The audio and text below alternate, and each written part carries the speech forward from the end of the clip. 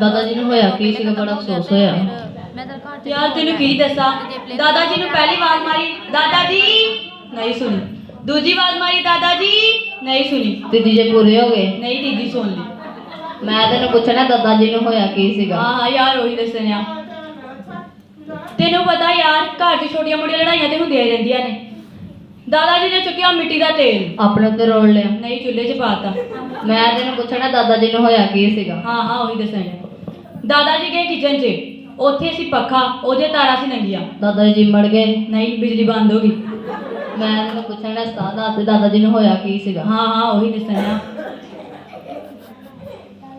दादा जी ने दी रोटी, पहला नवाला लिया, दूजे जे पूरे हो गए नहीं दूजे से कहते बड़ी स्वाद आ, स्वाद स्वाद करके 10 रोटियां खा गए।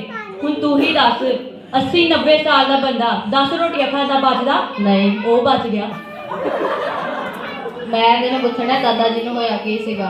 यार ਉਹੀ ਤੈਨੂੰ ਦੱਸਣਿਆ ਵਾ।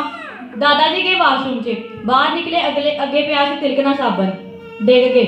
तू हुण दस 80-90 साल का बंदा डिगया बचदा नहीं, वो बच गया।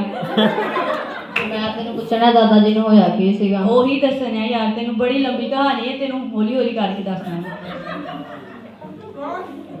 दादा जी गए खेतां वल, तेनू पता यार खेतां 'ਚ ਸਾਡੇ नौकर काम करन डे सी। दादा जी दी हो गई उन्हां मूँह मारी। तेनू पता नौकरां दे हाथ 'ਚ गंडासे गंडूसे हुंदे, दादा जी दी हो गई उन्हां मूँह मारी। नौकर ने गंडासा दादा जी ते मारता। नहीं उदों दे हाथ 'ਚ नहीं सीगा।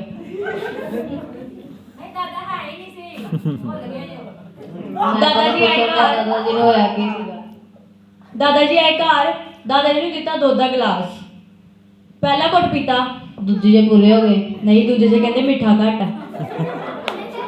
मैं तेन पूछना दादा जी ਨੂੰ ਹੋਇਆ ਕੀ ਸੀਗਾ। हाँ हाँ वही दसना तेनू यार।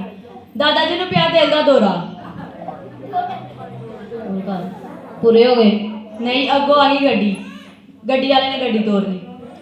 फिर असी साडी गड्डी सी तेज, अगों आ रहा सी ट्रक, एक्सीडेंट हो गया। नहीं साडी गड्डी तेज सी, गां निकल गई। मैं तेन पूछना दादा जी ਨੂੰ ਹੋਇਆ ਕੀ ਸੀ, ਮੈਨੂੰ ਹੋਰ ਗੱਲਾਂ ਦੱਸੀ ਜਾਣੇ। हाँ हाँ वही दसने यार तेनू। दादा जी जब पहुंचे हस्पताल डॉक्टर ने नबज फड़ी। पूरे हो गए नहीं कहते फिकर की कोई गल नहीं, दादा जी दे साह है ने। चल जिदा तेरा दादा पूरा होएगा मैं उदों दस दी, मैं उदों तेरा अफसोस कर